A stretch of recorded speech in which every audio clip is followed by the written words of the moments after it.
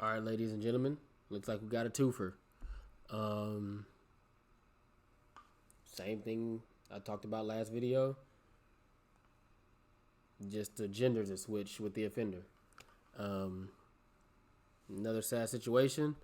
Let's get into this and see what we got. All right, so I don't even, like I said, I'm new to the community. I don't know everybody. I don't know who any of these players are. But let's check this out. It's juicy. Wow. The Smash community has been shocked to learn recently of Puppet's accusations of sexual abuse from Smash commentator Sinope. Puppet, ranked as the highest player on the Southern Virginia power rankings and 5th on the MD/VA power rankings, is an acclaimed Pokemon trainer main who has made strides in the community from a young age. Sinope, formerly known as Cinnamon, has commentated multiple events and was formerly engaged to professional player Wadi. Puppet has revealed in a Twitlonger post his experiences of emotional and sexual abuse suffered at the mere age of 14 by the hands of Sinope. Whilst no direct evidence has been shown in relation to these accusations, there are multiple videos that display a very hands-on and touchy Sinope that line up in the timeline of the allegations from Puppet. Puppet exclaims in his Twitlonger that due to the fact that he was only 14, he couldn't travel directly to events, and so he would have to carpool with friends. He met Sinope during the carpool travels, and the two of them started a friendship and began to develop feelings towards one another. Before the summer of 2016, Puppet states that Sinope began to initiate sexual conversations with Puppet through Snapchat and Facebook, but manipulated him to delete the messages afterwards. He then goes on to explain the first sexual encounter that occurred. The first sexual thing that happened between the two of us happened one night after we got back from one of the tournaments we travelled up to. After the tourney, we went to the place we were staying at, and once we got there, everyone started playing Smash and then Mario Party after. People started drinking once we got back, which happened regularly once we would reach wherever we would be staying for the night, but I would never drink myself. Something crazy ended up happening in the game we were playing, and since I was a hyper kid, I ran into the hallways towards the bathroom away from the main room we were all playing in as like a joke pop-off.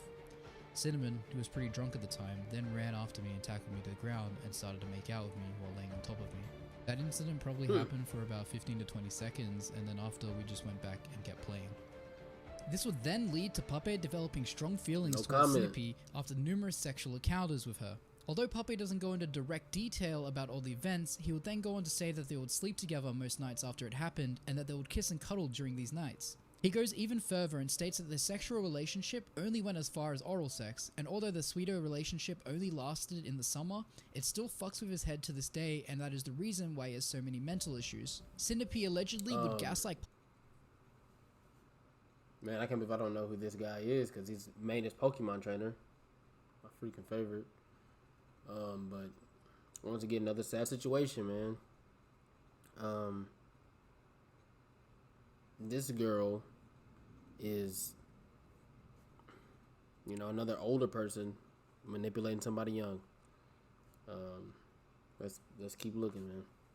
And make him question who he was at the mere age of 14, telling him things like, "We'll be together once you're 18, and telling him that no one can know about their relationship. After the summer was over, apparently their relationship ended, most likely due to Sinope finding a boyfriend. And then there you go. She sat there and told him, when you become of age, it's just manipulation. He probably believes this. Then he's young, vulnerable. His heart is mending with hers, if I shall say. And then she goes off and gets a boyfriend. Come on, man. It's crazy. To make matters worse for Puppet, he would have to face Sinope and a boyfriend at Smash events in doubles tournaments. Puppet exclaims that he hated this and would constantly show bad manners during their matches. Puppet then ends his Twitlonger with the following statement. I could write for hours about my countless experiences during the summer, but that would make this insanely long. My reason for writing this is so I can hopefully be at peace with my experience finally. I'm so tired of having to be silent for years and years now, and I'm tired of hurting over it. I'm not looking for revenge or anything like I would have been back then when I was petty and immature. I'm writing this now in hopes to simply just be at peace with myself and move on from this period of my life. I've been depressed for so long in major part due to that summer. I'm tired of hurting over this and being afraid to speak out. I've lost many hours of sleep over this situation, writing this and the thought of releasing this. If you made it this far, thank you for reading. Sinope has not yet released her own statement on the matter, but if the allegations are true, it may very well end her career as a Smash commentator and potentially prevent her from attending Smash events. Man. To make matters worse, a new twit longer has been released by Smash player Glyph Money detailing his relationship with Sinope. In his twit longer, he explains that the relationship he had with Sinope has damaged his psyche to the point where it's a very painful memory for him to revisit. To start, he details that upon... So before I let him get into that, this girl is toxic. She's toxic. And it's being a straight thought mama right now. Thought mama. Right? Wow. Sinope during 2015, she was very open about her sexual exploits and told stories to him about performing oral sex on 2 members of their local scene. He also mentions the fact that later on in their relationship, she would cheat on him with Smash player Black Yoshi whilst Glyph Money was on vacation. He then goes to talk about how naive he was during the whole ordeal. He explains that it was well known in his local scene that she would approach high-level Smash players with attraction and knew how to leverage her sexuality with those players. Glyph Money paints a picture that she was easy to persuade him. He found that the more they spoke, the more it seemed that they had in common. However, this was not the case. In his eyes, this was designed by her to make him consider dating her. She would tell him that they were soulmates and that she wanted a relationship.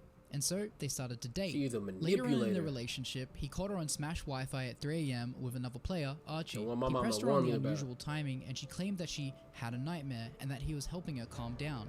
He would later find that they were exchanging nudes on Snapchat during that time. Glyph felt that something was off, and she was distant.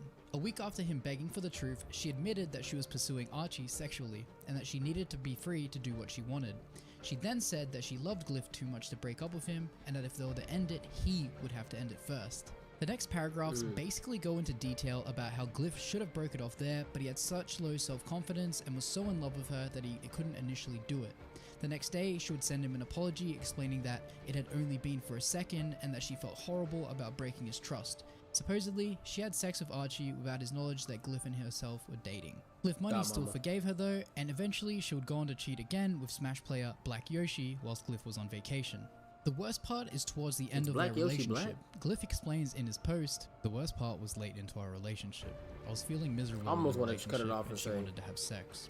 I refused, but she became more and more persistent. Sex to her is control. It's power. If she could make you have sex with her, she could make you do more too. I did not want anything to do with it, but she wouldn't take no for an answer. Even when I relented, she pushed far beyond my comfort zone and refused to stop until she decided we were done. I hate how powerless I felt that night, because how do you tell someone the girl who's known for being desired in the scene sexually assaulted you?" And afterwards, he would end the relationship with Sinope, who would then go on in 2016 to allegedly assault Puppet. So guys, I personally hope that Puppet and Glyph have found some sort of peace of mind after finally being able to explain their past trauma, and I hope everyone can take a moment to realize the serious nature of Sinope's actions. Oh, hold on. We got left, and I'm going to watch that, but I ain't going to react to it. Hold on. Wow. That girl's a manipulator, man. Dangerous. Like I said, I don't know what they do legally in the Smash community. And it's kind of sad because sexual assault, you know, even in the law, they don't do much about it unless they catch you and act right then, you know. And once again, prayers goes out to the party. Mental health is important. If you can, go get some counseling. Anybody that, you know, that has been sexual assaulted and nobody's believing you and you don't know what to do, you got to talk to somebody, man. It's embarrassing, but somebody's going to hear you out. But yeah, man, this is sad.